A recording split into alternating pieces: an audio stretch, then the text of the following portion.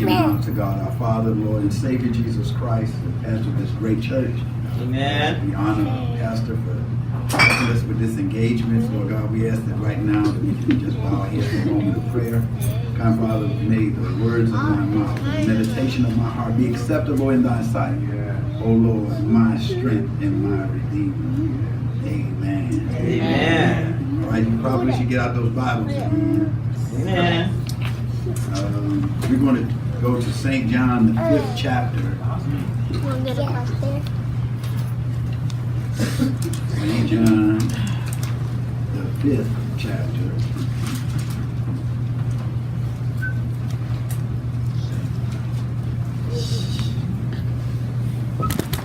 Thank you for standing and give reverence to God's word. Amen. Amen. Those of you that are able. Amen. Amen. Young fellas, young folks. We know y'all can stand. Amen. Amen. Message. St. John, 5th chapter. We're going to start at the first verse. Everybody got it? Because we don't want to get ahead of anybody. Wait a minute.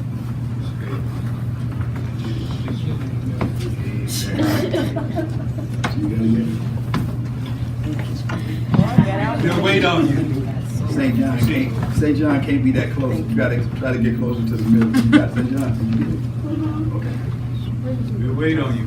See, some of our churches, we in such a hurry that we leaving our folks behind. But the Word of God is the most important part of any worship service. Amen. So we'll wait on you to get it. See, most churches, and especially Baptist churches, we want you to pull it up for yourself. All right. Because we don't want you to claim that the preacher said something. With you. Amen. Amen. That way, because as I said earlier, when y'all be roasting the preacher, y'all say the preacher was talking about me. But when you go home, you can say Jesus was talking about me. Amen. The preacher was just telling you what was already in the Word. That's it. Amen. Amen. You read it for yourself. Do we all have it? Amen. Amen. I think we all said. Okay. We're going to start with the first verse. After this, there was a feast of the Jews, and Jesus went up to Jerusalem.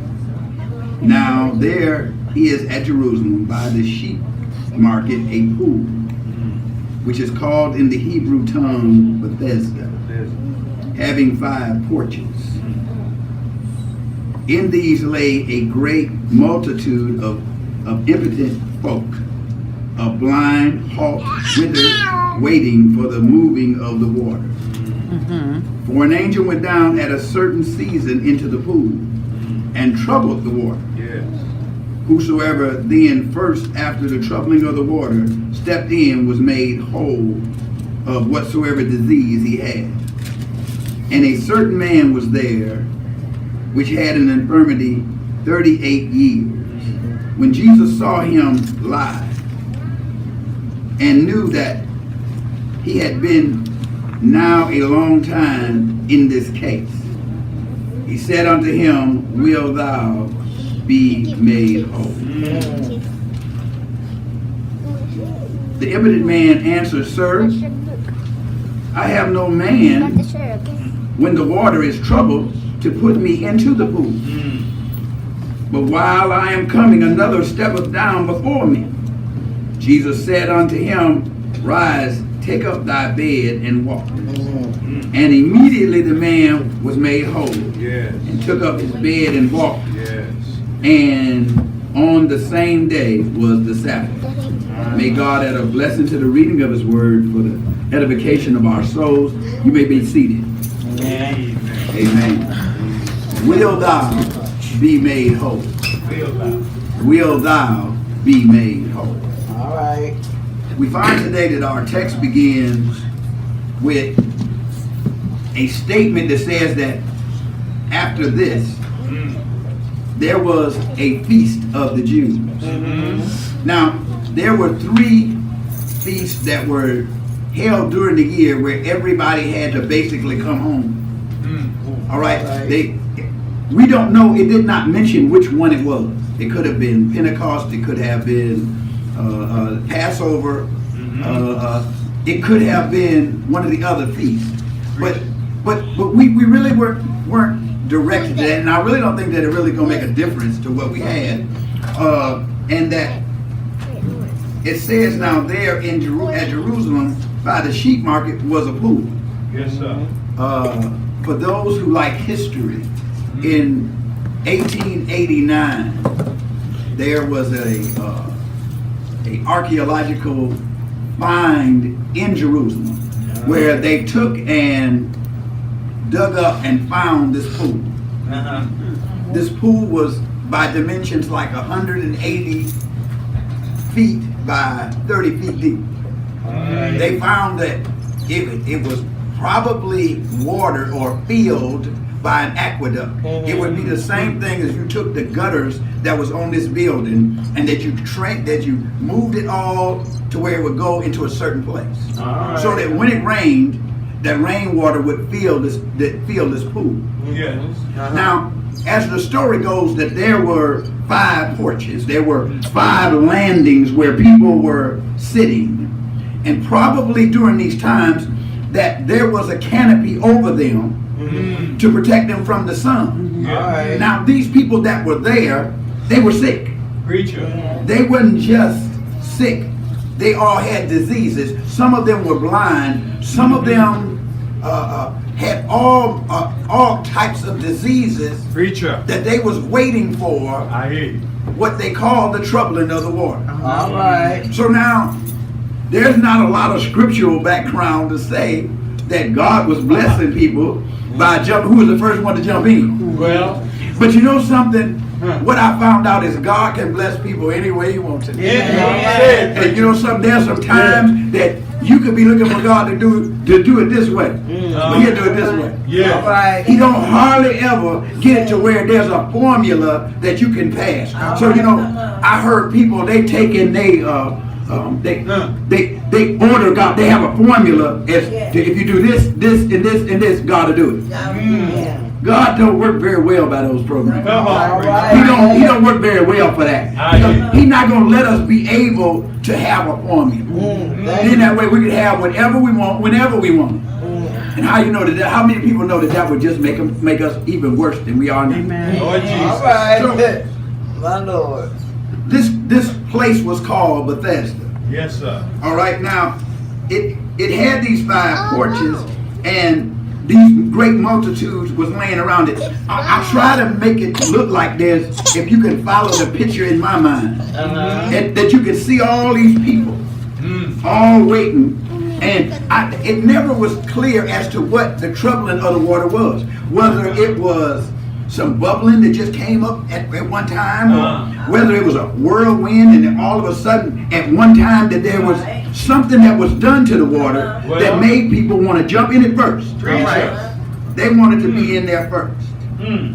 It said, for an angel came down at a certain season into the pool and troubled the water. Whoever was there first after the troubling of the water stepped in and was made whole from any disease that he had. If you can imagine, if in the city of Detroit, they had some place downtown where they had some trouble of the waters. There'd be people jumping in and fighting and everything else, trying to be in. Now, I believe that this troubling of the water happened at feast time. So these people weren't there all the time.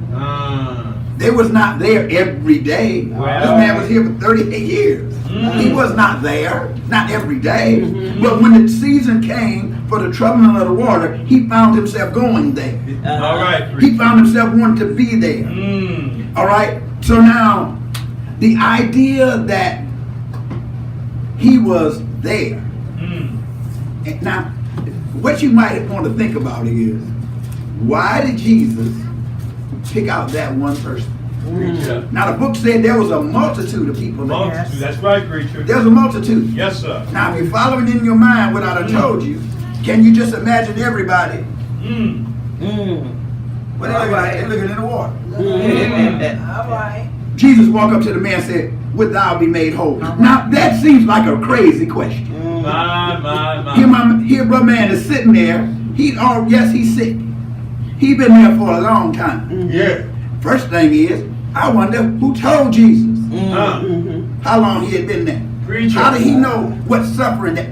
Because he knows, the song says, he knows how much we can bear. Yeah. He knows what you're going through. Yes, sir. He knows. You know.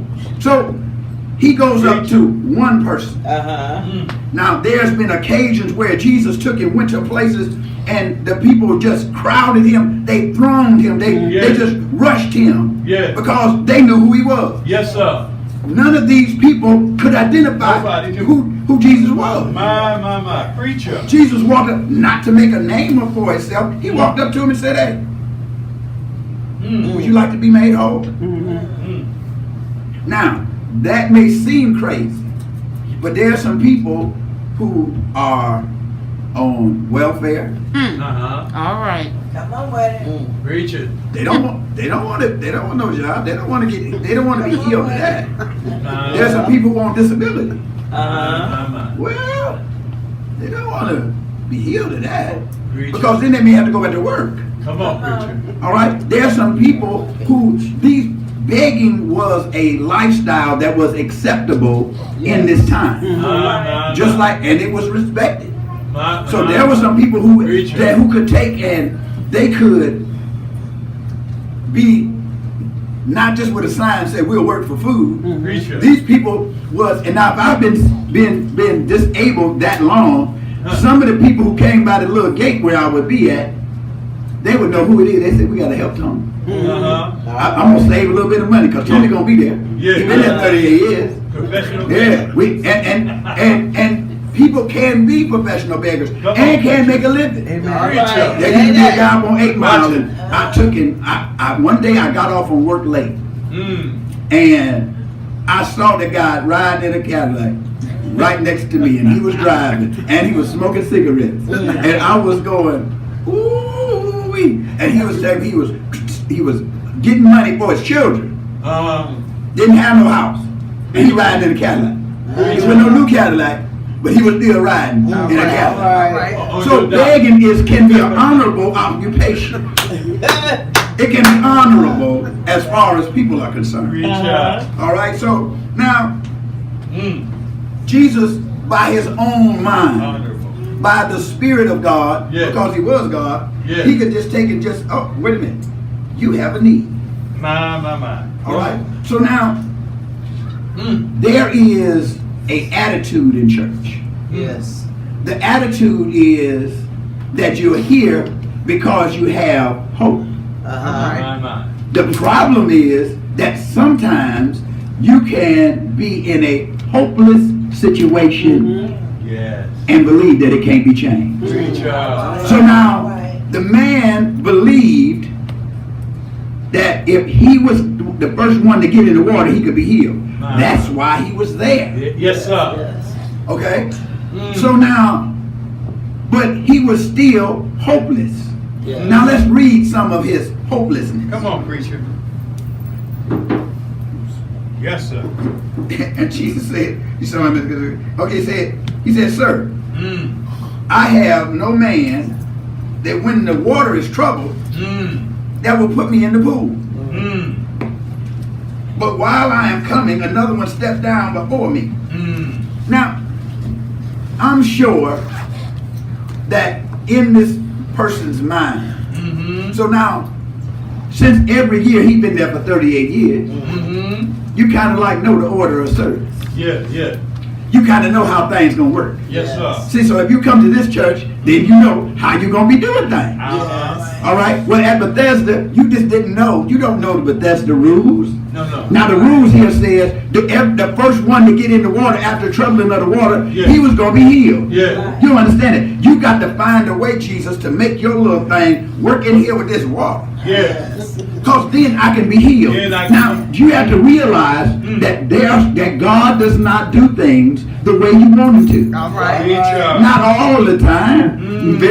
And you know some of the times it's some of the things that can happen to you. It can seem like the worst thing in the world when it happens, and then later on you found out that it was a blessing. You found out that it made you stronger. It made you better. Yeah. When you look back in retrospect, you can say, well, wait a minute, this was a great thing. Yes, sir. You know something? We used to get whoopings. I was raised not too far from here. Come on. But we used to get some whoopings. They would my mama would be in prison. She would be in prison for the whoopings we got. Amen. So, but nowadays there are people they talk back to their mother. I heard a little kid say, "Tell the mother I hate you." My Lord. I had I had to stop it. It was in the store, and I had to say, whoa. Don't you ever say that again. And the boy was scared. And I gave him my business card and told him, I said, if he ever say it again, you call me. Because it's obvious you ain't getting me. But I get it. My point is that God does not always do things the way we want him to do it. See, so now, this man in his disease, in his problem, and they never said what disease he had. That's right. No. But his disease was that he had hope that he was there. He was hopeless because he had all these excuses. See, now, when you have excuses for everything, you know how you know when you're wrong? When it ain't never you that's the responsible. When it's always somebody else. They did it, he did it, she did it. When you always have somebody else to blame it on, then you know, guess what? Then you're wrong. Because you got to take it and be accountable for the things that you do. Amen. That's But right. as we go on with this story, to him, everything had to do with that pool. All right, so now here's what was happening. Now, you find all these people. What was they looking? They was looking in the water. Yes. They didn't see Jesus. No. Why? They was hoping that somebody else got distracted, because then that way I could jump in. Now, the part that's really getting to me, if there's some blind people there, how are they going to know where to jump?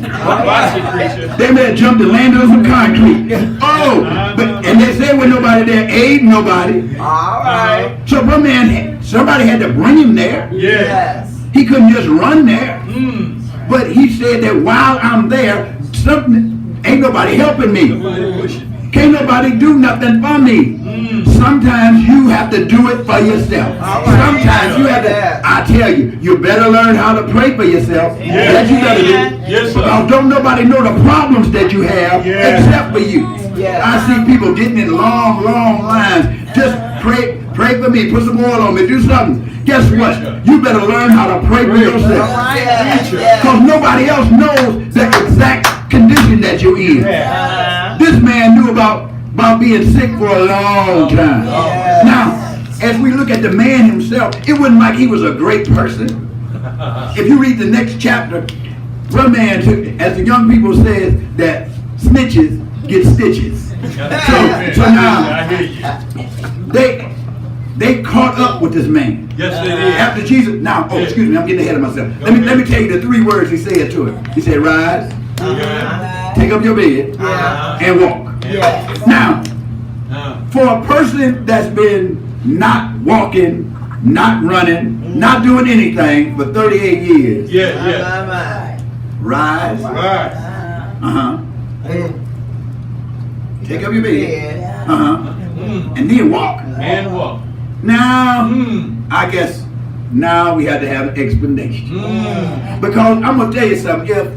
If I took and couldn't walk, as a matter of fact, if you hurt your leg, nowadays you go to rehab. Oh, you got to be taught how to walk again. You're not gonna get up and walk nowhere. Everybody go to rehab. Everybody. You got to go to rehab. If you don't go to rehab, then it's gonna be up. Shame. And see, I remember they let you stay in the hospital. Now these guys that get you out of this hospital, they're gonna make you take and go to a place where you can be rehabilitated, so you can take and learn how to walk. Yes. Now Jesus told this man, rise, take up your bed, and walk. Now I'm gonna tell you something. No rehab. And the book says that he immediately. All right. He would immediately. He didn't have to. Sometime when I jump up, my body say, hold on, hold on. Preacher. You better not try to run. You better not try to run. And if I sit in a car long enough, Watch it, preacher. that first step, had to wait a minute. Then immediately, after I waited a minute, then immediately I can move. Because our bodies do get old. Come on. But this man, his muscles could not have been used to not just getting up, standing up, but to be able to get his bed. His bed was not a queen size or a double sized bed. His bed was more like a mat that you could roll up and almost like a sleeping bag, but only smaller than that. But to do that and walk. Now, Jesus did this for a special reason. I know, and I'm glad that you asked me why. Amen. He wanted to make sure that this man knew that he was healed. All right. Now, you know something? I used to watch the TV shows on the radio and or listen to them on the radio and watch them on TV, and the man would pray for the poor people, and they would just get up and they would they was healed. Yeah. Now, you know something? I had a real difficulty with that. Come on. I had to think that some of that had to be just made up. Amen. But then I found out as I got older that if you have faith, you can do more things than you think you can. Yes, sir. The little baby, she could sing Yeah. 4 years old with people, strangers looking at her. Yes. She could sing. Why? Because she had faith. She didn't study y'all. No. She wouldn't bother with y'all. Yes, sir. See, it was something on it. See, when your gifting is there, Yes. see, so you keep her singing. Yeah. Keep her on. My daughter singing. She made her first. She's making her first album now. Now, see, so but my point is that your gifting will come out Yes, sir. if you're in the proper channels. Yes. That's it. Now, if she out there on the street, they'll have her singing on the record label. Yeah. But keep her in the church. Just teach her like that.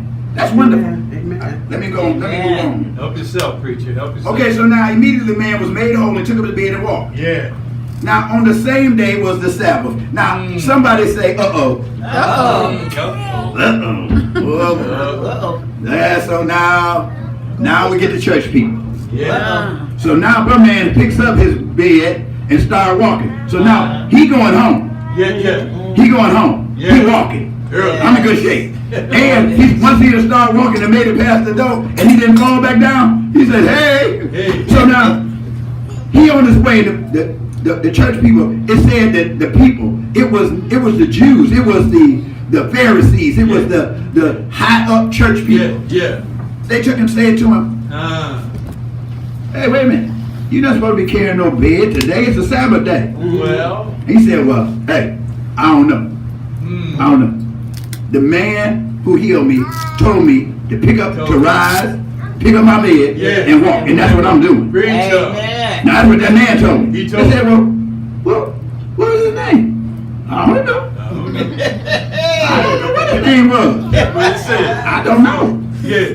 I don't know. Yeah. Now, Preacher. obviously, one man takes his bed home, comes back to the temple, and why do you think he came back to the temple? Say to thank God. Thank God. Okay, that's why he came. Yes, that's right. Yeah. He came there to thank God because of the miracle that had happened for him. Yes, sir. So now, in other ones, they showed that the man came into the temple leaping and jumping for joy. Not this one. This guy walked on up in there and he went to find the police.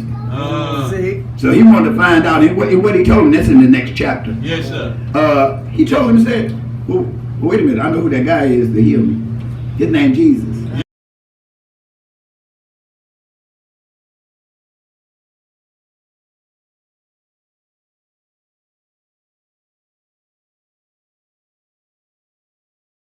Why?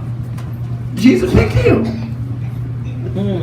Because the byproduct of him getting healed was that after that, in the next chapter, you'll find out that they began to want to persecute Jesus. And then when they found out some more stuff about him, then they sought to kill him. So now, by one person being blessed, Jesus' life became in danger. Now, see, but guess what? If that hadn't happened, we wouldn't be here today. Because they had to take and see out of something terrible. Out of something terrible, something good came out. All right, now you didn't see Jesus fighting it. Watch it. And he went back to the guy and he told him, he said, you know, be careful. Go your way, don't sin no more. Because if you do, what's going to happen to you is going to be worse than it was the first. Preacher. Wait a minute. What could be worse than being handicapped or disabled for 38 years? Watch it, preacher. What would be, it didn't say what it was, but I know one thing. When the Bible say things like, whoa. Don't know what it means, but I do know one thing. Can't be good. It can't be good. So I could, in my mind, I'm just thinking, well, maybe when he got paralyzed or something happened to him, he was doing something he had no business doing. But he told him, don't go back to that. Preacher. But my point is that you can be sitting here in this church, which means you have hope. All right. But when you pray, I'm gonna help you with something. Learn how to have expectation. Expectation. Preacher. You need to pray and say, wait a minute. I believe this is gonna happen. See, my man, when he went there at the pool, he didn't know that today was his day. His day. He didn't know that. His day. All right, so you can be in a place of hope, and you still can be hopeless. I see young women that they talk about they want a husband. They're in a place of hope, but then they dress like they're hopeless. Because then they're trying to attract things. They're trying to draw things. And all the time, they just don't think that it's their time.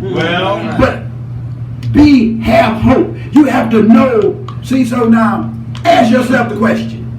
Do I want to be made whole? Because if you want to be be made whole, there's going to be some things you might have to give up. And there's going to be, but you know something? When I looked at being a Christian, the first thing I thought about is what I was going to have to give up. But the idea of what I gained was so much greater. If you just think about how Jesus died on the cross, how he came down through 42 generations, that he came to bless you. When you accept him, the outside on the backside, you already saved in the middle, but you're gonna go to heaven on the backside. So there's not a lot of things that you can do today on this side, and it's gonna take care of you on the other side. And then he'll give you. He said he'll direct your path. Blessed is the man that walketh not in the counsel of the ungodly. That means don't listen to stupid people. Nor stand in the way of sinners. Don't do everything that people do. All right. But you should take and try to make sure that you're here and that you have hope and that you increase your expectation. You should be wanting more. You should be thinking more. You should pray more. Preacher.